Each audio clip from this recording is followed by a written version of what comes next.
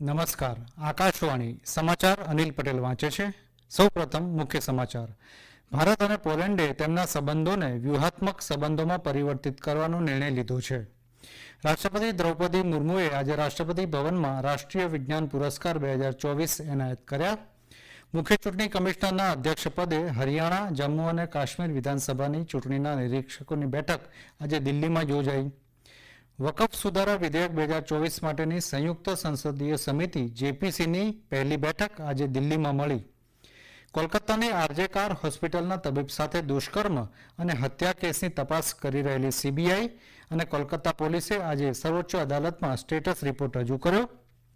અને ઇઝરાયેલની રાષ્ટ્રીય સલામતી અંગેની કેબિનેટની બેઠક આજે તેલ અવીવમાં યોજાશે. સમાચાર વિગતવાર. ભારત અને પોલેન્ડે તેમના સંબંધો વ્યૂહાત્મક સંબંધોમાં પરિવર્તિત કરવાનો નિર્ણય લીધો છે. પોલેન્ડની મુલાકાતે ગયેલા પ્રધાનમંત્રી નરેન્દ્ર મોદીએ આજે પોલેન્ડના પ્રધાનમંત્રી ડોનાલ્ડ ટસ્ક સાથે વોર્સોમાં પ્રતિનિધિ સ્તરની બેઠક બાદ આ મુજબ જણાવ્યું હતું. તેમણે જણાવ્યું કે બંને દેશો વચ્ચેના 70 વર્ષના રાજદ્વારી સંબંધો એ લોકશાહી અને કાયદાના નિયમો તથા મૂલ્યો આધારિત છે. ભારત અને પોલેન્ડ વચ્ચેના સંબંધો મજબૂત બનાવવામાં શ્રી ડોનાલ્ડ ટસ્કની ભૂમિકાને પ્રધાનમંત્રીએ બિરદાવી હતી. શ્રી મોદીએ કહ્યું કે વર્ષ 2022માં યુક્રેન સંઘર્ષ વખતે ભારતીય વિદ્યાર્થીઓને બચાવવામાં પોલેન્ડે ભજવેલી ભૂમિકાને ક્યારેય ભૂલી શકાશે નહીં. શ્રી મોદીએ ઉદ્યોગ ક્ષેત્રે ભારતીય કંપનીઓ સાથે કામગીરી સઘન બનાવવા પોલેન્ડની કંપનીઓને આમંત્રણ આપ્યું હતું.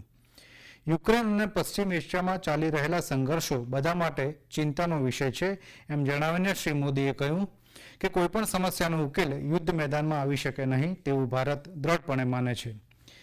પ્રધાનમંત્રી નરેન્દ્ર મોદીનું આજે વોર્સોમાં વિધિવત સ્વાગત કરવામાં આવશે. આ પ્રસંગે શ્રી ડોનાલ્ડ ટસ્ક ઉપસ્થિત રહેશે. ત્યારબાદ શ્રી મોદી સૈનિકોના સ્મારક ખાતે પુષ્પચક્ર અર્પણ કરીને શહીદ જવાનોને અંજલિ આપશે. બે દેશોની મુલાકાતના બીજા અને અંતિમ તબક્કામાં પ્રધાનમંત્રી નરેન્દ્ર મોદી આવતીકાલે યુક્રેન પહોંચશે. પ્રધાનમંત્રી નરેન્દ્ર મોદીએ પોલેન્ડમાં ભારત અને પોલેન્ડ વચ્ચે જામ સાહેબ મેમોરિયલ યુથ એક્સચેન્જ કાર્યક્રમ શરૂ કરવાની જાહેરાત કરી છે, જે અંતર્ગત પોલેન્ડના 20 વિદ્યાર્થીઓ પ્રતિવર્ષ ભારતની મુલાકાત લેશે અને ભારતના સાંસ્કૃતિક વારસા વિશે માહિતી મેળવશે. પ્રધાનમંત્રી મોદીએ તેમની પોલેન્ડ યાત્રા દરમિયાન વોર્સો શહેરમાં જામનગરના જામ સાહેબ દિગ્વિજયસિંહના ગુડ મહારાજા સ્ક્વેર સ્મારક ખાતે પુષ્પાંજલિ અર્પણ કરી હતી. તેમણે પોલેન્ડ અને જામનગરના સંબંધોને સ્મરણ કરતા જણાવ્યું કે જામનગર જામ સાહેબનો અપાર પ્રેમ તેમની ઉપર છે. રાષ્ટ્રપતિ દ્રૌપદી મુર્મુએ આજે રાષ્ટ્રપતિ ભવન ખાતે રાષ્ટ્રીય વિજ્ઞાન પુરસ્કાર 2024 એનાયત કર્યા. આ સમારોહમાં પ્રોફેસર ગોવિંદરાજન પદ્મનાભનને વિજ્ઞાન રત્ન 2024 પુરસ્કારથી સન્માનિત કરાયા. ડોક્ટર આનંદ રામકૃષ્ણનને કૃષિ વિજ્ઞાનમાં પ્રદાન બદલ વિજ્ઞાનશ્રી પુરસ્કારથી સન્માનિત કરાયા. આ ઉપરાંત Bhabha atomic research centre BARC મુંબઈના ડોક્ટર અવેશકુમાર ત્યાગીને અણુ ઉર્જા ક્ષેત્રે વિજ્ઞાનશ્રી તેમજ Indian Institute of Science Education and Research પુણેના પ્રોફેસર જયંત ભાલચંદ્ર ઉદગાંવકરને જૈવિક વિજ્ઞાનમાં વિજ્ઞાનશ્રી એવોર્ડ એનાયત કરવામાં આવ્યો હતો. ઉપરાષ્ટ્રપતિ જગદીપ ધનખડ આવતીકાલે અમદાવાદ અને ગાંધીનગરની મુલાકાતે આવશે. તેઓ ગાંધીનગરમાં નેશનલ ફોરેન્સિક સાયન્સ યુનિવર્સિટી ખાતે વિદ્યાર્થીઓ અને ફેકલ્ટી મેમ્બર્સને સંબોધન કરશે. ઉપરાષ્ટ્રપતિ અમદાવાદમાં ગુજરાત યુનિવર્સિટી ખાતે ધર્મ આંતરરાષ્ટ્રીય પરિષદ ખાતે મુખ્ય અતિથિ તરીકે ઉપસ્થિત રહેશે.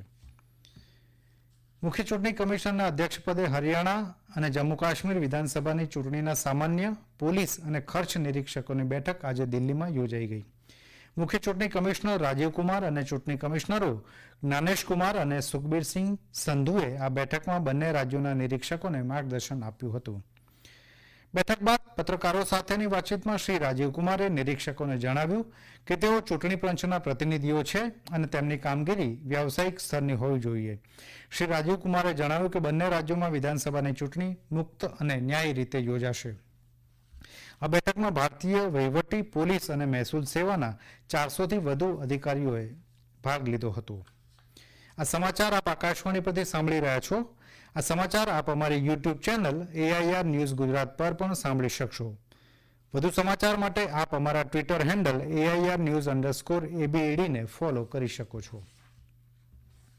વકફ સુધારા વિધેયક 2024 માટેની સંયુક્ત સંસદીય સમિતિ જેપીસીની પ્રથમ બેઠક આજે દિલ્હીમાં યોજાઈ ગઈ. ભાજપના સાંસદ જગદંબિકા પાલના અધ્યક્ષપદે રચાયેલી જેપીસીમાં 31 સાંસદો છે. આ પૈકી 21 સાંસદો લોકસભાના અને 10 સાંસદો રાજ્યસભાના છે. લોકસભાએ જેપીસીને સંબંધિત વિધેયકની સમીક્ષા કરવા જણાવ્યું છે. આ બેઠકમાં લઘુમતી બાબતોના અને કાયદા મંત્રાલયના અધિકારીઓએ વિધેયકના મુસદ્દામાં સૂચવાયેલા વિવિધ સુધારાઓની વિગતો જેપીસીના સભ્યોને આપી હતી. બેઠક બાદ પત્રકારો સાથેની વાતચીતમાં જેપીસીના વડા શ્રી પાલે જણાવ્યું કે આ વિધેયકની જોગવાઈઓ અંગે ચર્ચા કરતી વખતે જેપીસી લઘુમતી સંગઠનોના લોકોને વધુ તક આપશે. જેપીસી દ્વારા વિધેયકમાં સૂચવાયેલા તમામ 44 સુધારાઓ અંગે ચર્ચા કરાશે. કોલકાતાની આરજે કાર હોસ્પિટલના તબીબની સાથે દુષ્કર્મ અને હત્યા કેસની તપાસ કરી રહેલી સીબીઆઈ અને કોલકાતા પોલીસે આજે સર્વોચ્ચ અદાલતમાં સ્ટેટસ રિપોર્ટ એટલે કે અત્યાર સુધીની તપાસનો અહેવાલ રજૂ કર્યો છે. ઉલ્લેખનીય છે કે ન્યાયમૂર્તિ ડીવાય ચંદ્રચૂડના વડપણ હેઠળની બેન્ચે કોલકાતા હોસ્પિટલની ઘટનાની જાતે જ નોંધ લઈને સર્વોચ્ચ અદાલતે કરેલા કેસની સુનાવણી આજે હાથ ધરી હતી. સુનાવણીના પ્રારંભમાં ન્યાયમૂર્તિએ આંદોલન કરી રહેલા તબીબોને જાહેર આરોગ્ય સેવાના હિતમાં ફરજ પર પાછા ફરવાની અપીલ કરી હતી. ઉલ્લેખનીય છે કે વિવિધ તબીબી સંગઠનોએ આ મુદ્દે માર્ગદર્શન આપવા વિનંતી કરતી અરજીઓ સર્વોચ્ચ અદાલતમાં કરી છે. કોલકાતાની હોસ્પિટલના બનાવના પગલે સમગ્ર દેશમાં રોષ વ્યાપ્યો છે અને તબીબોએ દેશના વિવિધ સ્થળોએ તબીબી વ્યવસાય સાથે સંકળાયેલા લોકોની સલામતી સુનિશ્ચિત કરવાની માગણી સાથે દેખાવો યોજ્યા છે. દરમિયાન આ કેસની તપાસ કરી રહેલી કેન્દ્રીય તપાસ સંસ્થાએ કોલકાતા મેડિકલ કોલેજના ભૂતપૂર્વ આચાર્ય સંદીપ ઘોષની પૂછપરછ શરૂ કરી છે. મુંબઈની વડી અદાલતે થાણેના બદલાપુર ખાતેની શાળામાં 2 બાલિકાઓ સાથેના જાતીય સતામણીના કેસની તપાસમાં પોલીસ દ્વારા થયેલી ત્રુટીઓ માટે મહારાષ્ટ્ર પોલીસને ઠપકો આપ્યો છે. વડી અદાલતના ન્યાયાધીશ રેવતી ડેરે અને પૃથ્વીરાજ ચૌહાણની ખંડપીઠે સંબંધિત ગુનાની જાણકારી આપવામાં શાળાના સત્તાવાળાઓ નિષ્ફળ રહ્યા હોવાનું અવલોકન કર્યું હતું અને આ અંગે શાળાના સત્તાવાળાઓ સામે કાર્યવાહી કરવાનો નિર્દેશ વહીવટીતંત્રને આપ્યો હતો. આ ઉપરાંત વડી અદાલતે આ કેસને લગતા તમામ દસ્તાવેજો અને ફાઇલો અદાલતમાં રજૂ કરવાનો પણ નિર્દેશ આપ્યો છે. વડી અદાલત આ કેસની હવે પછીની સુનાવણી 29મી ઓગસ્ટે હાથ ધરશે. ઇઝરાયેલની રાષ્ટ્રીય સલામતી અંગેની કેબિનેટની બેઠક આજે તેલ અવીવમાં ઇઝરાયેલના સંરક્ષણ દળોના વડામથકે યોજાશે. આ બેઠકમાં ઉગ્રવાદી સંગઠન હમાસ સાથેના યુદ્ધમાં સંઘર્ષ વિરામની શક્યતા પર ચર્ચા થશે. દરમિયાન ઇજિપ્તની મધ્યસ્થીથી આ સપ્તાહમાં યોજાનારી શાંતિ મંત્રણાની સફળતા અંગે ઇઝરાયેલના વલણને કારણે પ્રશ્નચિહ્નો ઊભા થયા છે.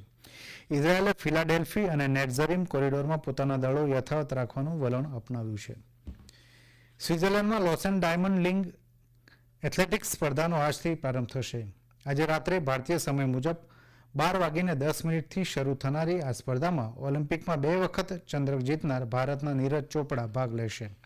ઉલ્લેખનીય છે કે 26 વર્ષીય નીરજ ચોપડાએ તાજેતરમાં પેરિસમાં યોજાયેલી ઓલિમ્પિકમાં રજત ચંદ્રક મેળવ્યો હતો.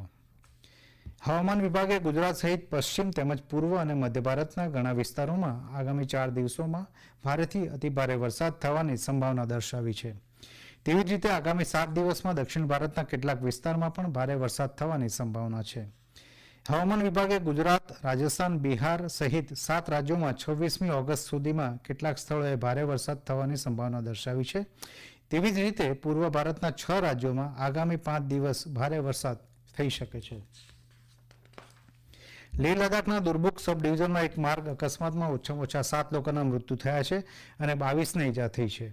આજે સવારે એક બસ દુબુક પાસે ઊંડી ખીણમાં ગબડી પડતા 6 વ્યક્તિના ઘટના સ્થળે મૃત્યુ થયા હતા. અંતમાં મુખ્ય સમાચાર ફરી એકવાર. ભારત અને પોલેન્ડે તેમના સંબંધોને વ્યૂહાત્મક સંબંધોમાં પરિવર્તિત કરવાનો નિર્ણય લીધો છે. રાષ્ટ્રપતિ દ્રૌપદી મુર્મુએ આજે રાષ્ટ્રપતિ ભવનમાં રાષ્ટ્રીય વિજ્ઞાન પુરસ્કાર 2024 એનાયત કર્યા. મુખ્ય ચૂંટણી કમિશનરના અધ્યક્ષપદે હરિયાણા, જમ્મુ અને કાશ્મીર વિધાનસભાની ચૂંટણીના નિરીક્ષકોની બેઠક આજે દિલ્હીમાં યોજાઈ. વકફ સુધારા વિધેયક 2024 માટેની જેપીસીની પ્રથમ બેઠક દિલ્હીમાં યોજાઈ.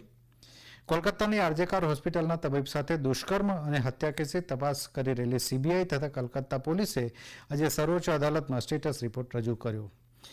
આકાશવાણી પરથી સમાચાર પૂરા થયા. નમસ્કાર.